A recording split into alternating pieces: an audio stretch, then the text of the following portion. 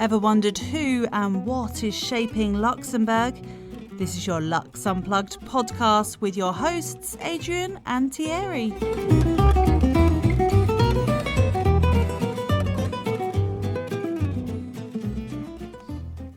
Hi, I'm Thierry. And I'm Adrien. Welcome back to the Lux Unplugged podcast. This time around, we've got the pleasure of welcoming Marc Serres, CEO of the Luxembourg Space Agency. Did you know that Luxembourg has been undertaking a lot of initiatives in the space industry? Actually, I've heard a lot about space mining, which seems to have received a lot of traction in the news. But now I understand there's a lot more that we can talk about in this field. Yes, indeed. So we thought of inviting Marc to the podcast to give us and our listeners a better picture of what kind of stuff they do at the agency. But for now, without further ado, our conversation with Marc Serres, CEO of the Luxembourg Space Agency. Welcome to the Lux Unplugged podcast. Good morning.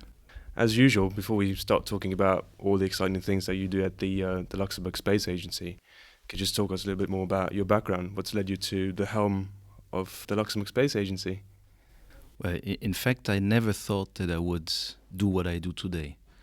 And the whole story starts in Belgium because I grew up in Belgium and went also to the university. I was about to finish my PhD. I was already hired by a company.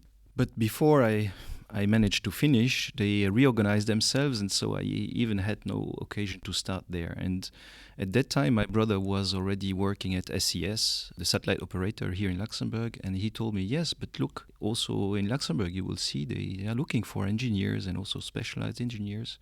So this is what I did. And within a week, I started working in Luxembourg, where I never thought that, engineer, PhD in optoelectronics, there would be some sort of opportunity for me.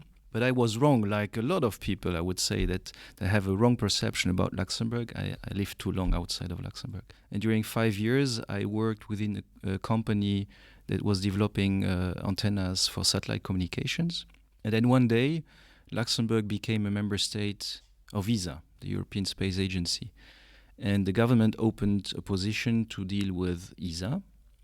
And I was surprised, but my profile was fitting quite well. And I was retained for this position. And that was the start for me to work within the administration. And that was first in the Ministry of Research. With the elections in 2013, our small team was moved to the Ministry of the Economy, where we are now. And last year, the minister decided also to create the Luxembourg Space Agency. From the moment where I was in Belgium, thinking that I would make my careers there, being now here in Luxembourg in the administration and managing the Luxembourg Space Agency, that's an opportunity that I could not imagine when I started my career. There's been a lot of promotion and publicity about space mining coming from the government. How would you describe the mission of the Luxembourg Space Agency? It's important to understand why we do this here. Over the whole history in Luxembourg had to reinvent itself. And this is something to which we contribute with the agency and also before. It's the diversification of the economy. You certainly know that Luxembourg comes from a country of agriculture, and then with the discovery of iron ore, it became also a leader in the steel industry. And now Luxembourg is a leader in the finance industry. And so, but nobody really thought about all the things before it happened. Even for the finance industry, that was an opportunity that someone saw and pushed Luxembourg into that direction. But there was no sort of prerequisite to become a financial platform like it is today. And space as well. Space as well was something where the government identified really an opportunity in the middle of the 80s by valorizing some sovereign rights. That Luxembourg has frequencies that are reserved and on the orbital arc, on the geostationary arc, and they were valorized through a private company that is called now SES.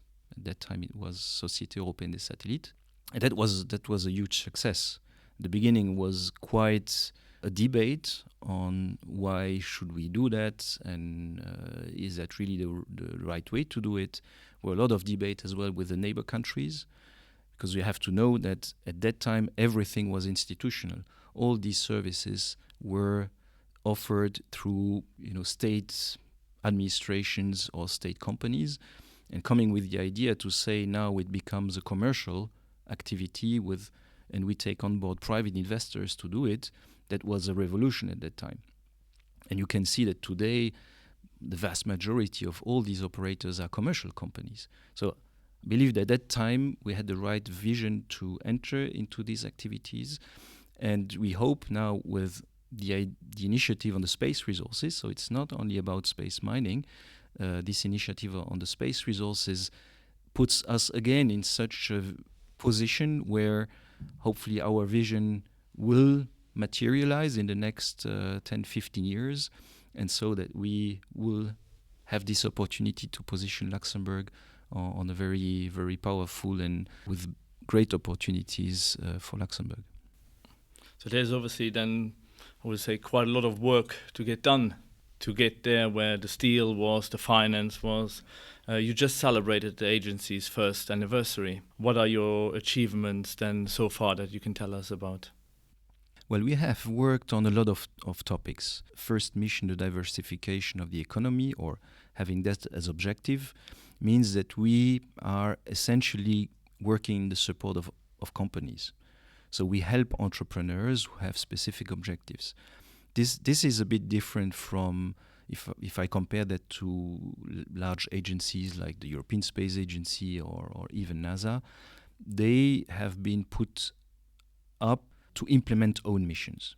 So they have an objective to develop new technologies or come with scientific missions. And so they define what has to be done, and they contract industry to do what they need to do. So in our case, it's a bit different.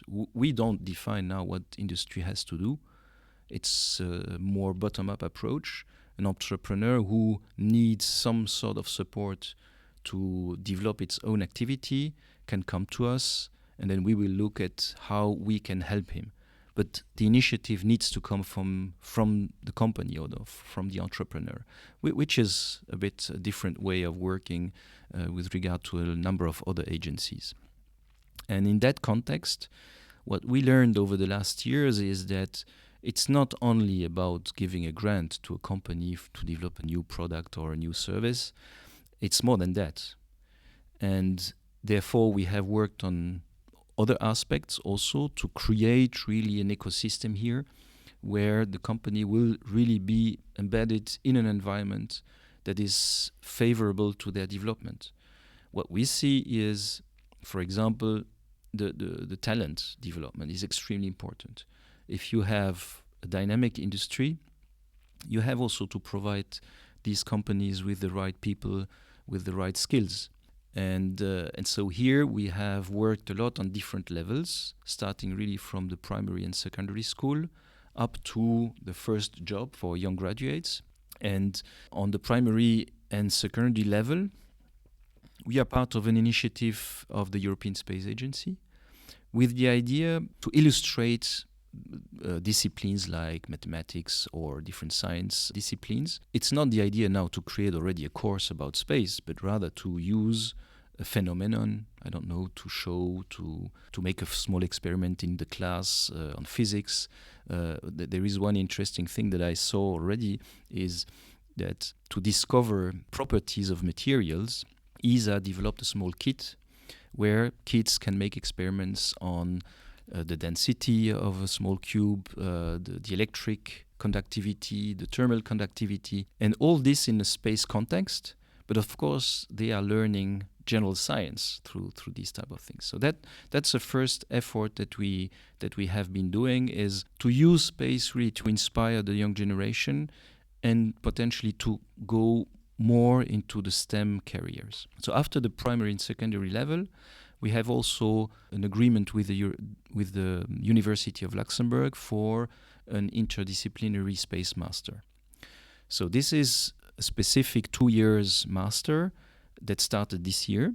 And the idea is to complement a technical background by space-specific aspects, but also business aspects. And so our intention was not to replicate, say, space masters in other countries, because they have a good experience, and I think they probably train very well all these young people. The issue very often, and this is something that we saw also discussing with the companies, is you may have very good engineers that come out of these curricula. The problem, they have no idea how a company works. They have no idea about the more general contexts. For example, in Europe, you have specific industrial policy, you have the international regulatory framework. All these aspects are also important to be quickly operational within a company or an industrial landscape. And so this master is supposed also to give some sort of complementary education so that these people are immediately operational within the company, or they can even start their own company. So this is really where we saw the interest of setting up such a master, and the university is implementing it. They have developed now the program for 2 years, and of course now it's the start. So we will have to wait for 2 years to have the first graduates. But that was also a very important step. That means that not only now the companies have sort of an attractive framework here in Luxembourg, also to get foreigners to work in Luxembourg, but there will be also a sort of local talent pool or locally produced talent pool in Luxembourg. So first years, we talk about something like 20 students. We'll see if this is successful. This may even go beyond that. And then the next level is, once you have your diploma, we have also an agreement with the European Space Agency to send these young graduates for 1 up to 2 years as a first job within the European Space Agency.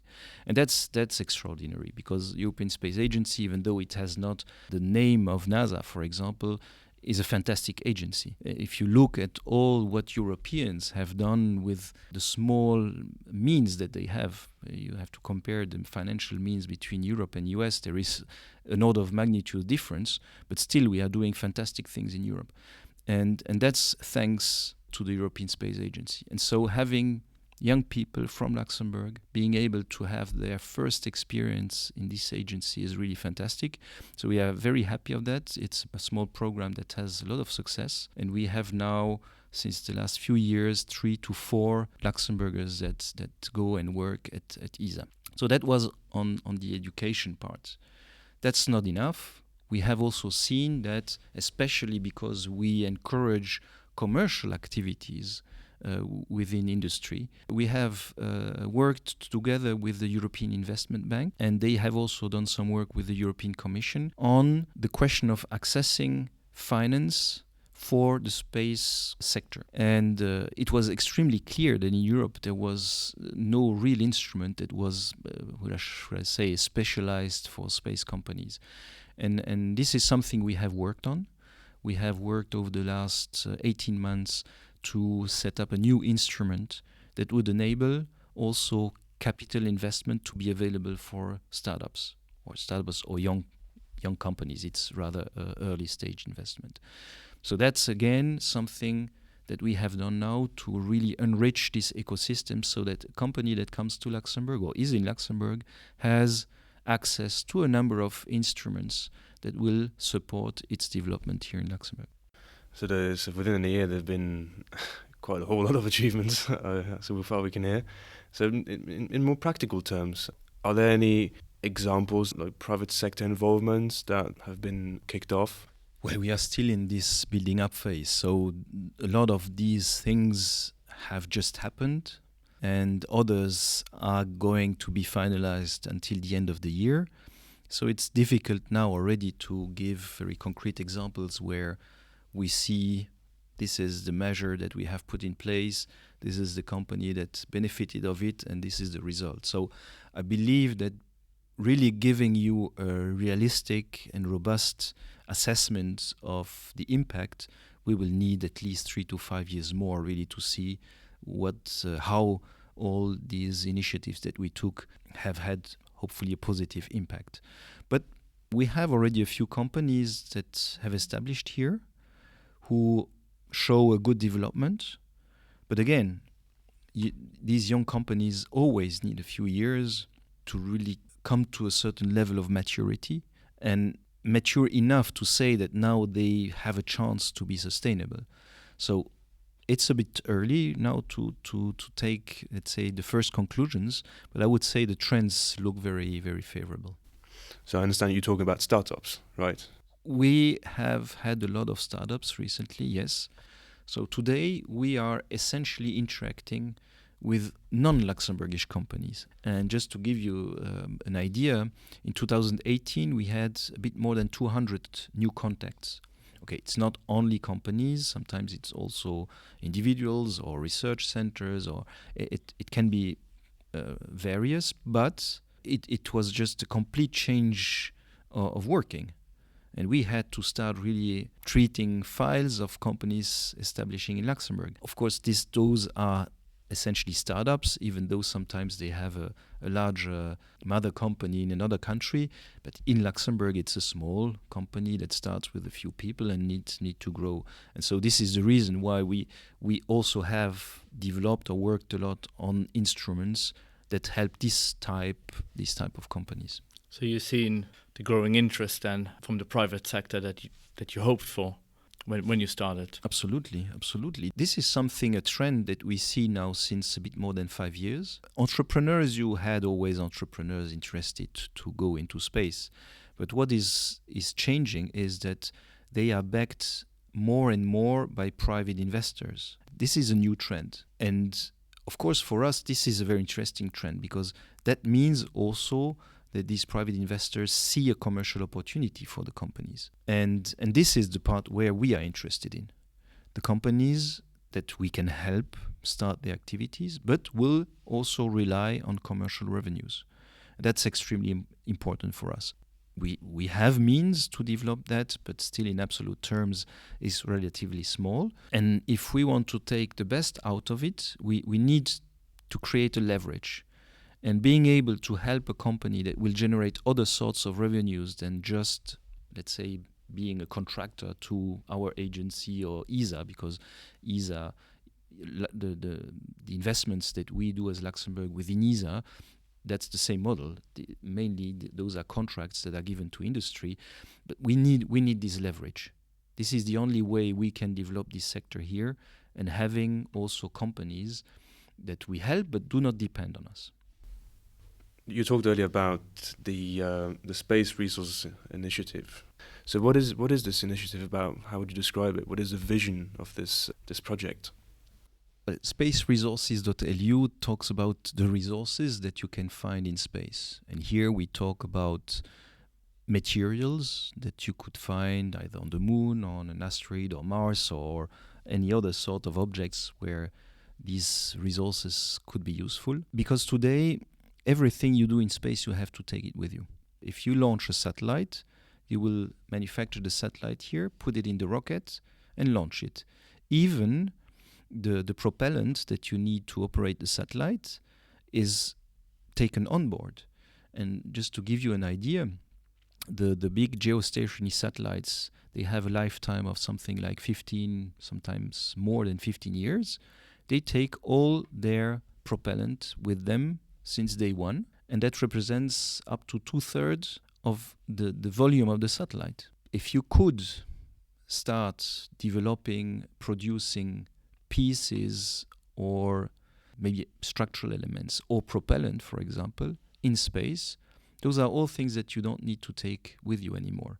It's a bit like on Earth. You cannot always take everything with you. That's just over costly. I know people who have young kids, they know what I mean. They always have to take a lot of things with them when they go on holidays. But in principle, you rent something where you go, you buy the things you need where you go. And that's exactly the same thing we thought would be an opportunity in the future. So being able to use the resources you have in space, creating propellant to have at a certain point a sort of gas station in space, creating or producing elements will create totally new opportunities. That's a new economy that you create in space. And it will revolutionize the way you behave in space.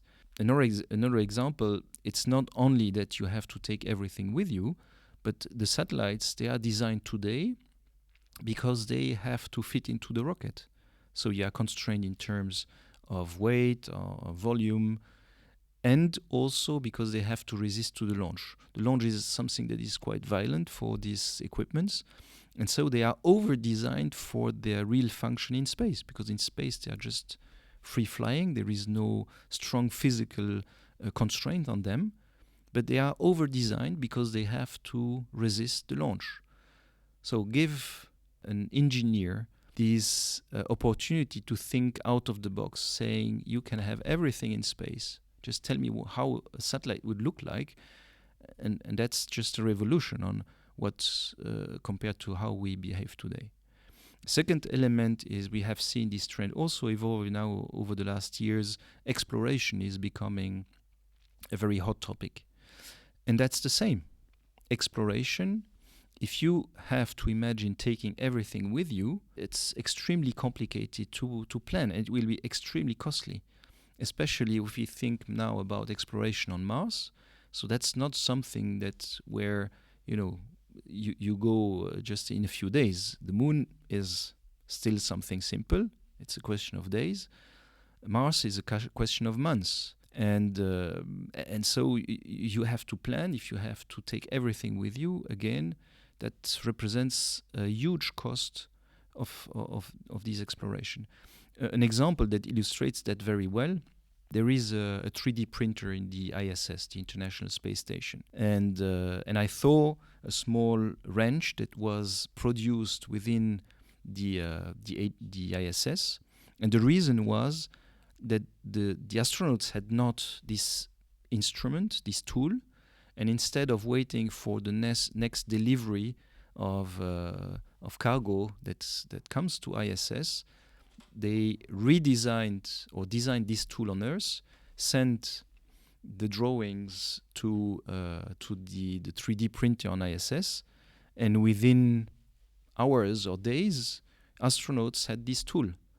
And so this is exactly the model we could imagine also for other types of exploration endeavors. If you are able to produce something where you are, that will extremely facilitate what you will do in the future. And now the moon is a very interesting target. US is planning to go to the moon again. The Chinese landed a few months ago. Others have made trials that was not so successful. If we want to do more on the moon, we will have to start using also the resources that are on the moon in the future. And they are a lot. From a standpoint where somebody will say, obviously, a hot topic at the moment is our planet that we have here and the resources we have on the planet. Every time we go up now is we have to take resources from here, from Earth. Is that also a thought process that is within this sector, that you prefer to use resources that are available potentially outside, to use those? We made a study on the use of the space resources where we tried to identify really the different steps to come to the use of these resources in different types of applications. And it came relatively clearly out of this study that it makes more sense to use the resources you find in space first in space. So that would reduce the number of things that you have to take with you on the one hand, and the question of bringing resources back on Earth, well, that's not excluded, but from the results of the study, this seems not to be now the first, let's say, viable opportunity. Probably we will need still here on Earth to continue use the resources we have on Earth, and maybe one day it will make sense to bring some sort of resources that we found in the solar system back on Earth. But for the moment, what we see on the shorter term, I mean here 10, 15 years, it will be much more useful to use the resources we find in space directly in space. And anyone showing interest in the agency's activities, where can they find more information? Well, one of the ideas of creating this agency was to have a sort of one-stop shop here in Luxembourg. So anyone who wants to know more can come to us. Does not mean that we have all answers, but at least we know who has the answer. And that's very important. We have also now published our new website. The website is supposed to be more informative than the previous version. So people will find more detailed information about our programs, will find contact persons, will find links to, for example, open positions within industry. All these type of things that we try to do really to facilitate the work of the companies here in Luxembourg. Amazing. I think that sort of wraps up our conversation today. But we're definitely looking forward to having you back on the program to talk about, I suppose, more exciting stuff that you'll be working on, because it sounds like there's a strong vision behind it. And yeah, we'll be very happy to have you back. With pleasure, and there will still be news until the end of the year. So we'll see you in a few months' time then. Thanks for listening to the LuxUnplugged podcast. Please share this podcast with friends and family and leave us a review on iTunes. Also, please don't forget to visit our website, LuxUnplugged.com. And see you next time.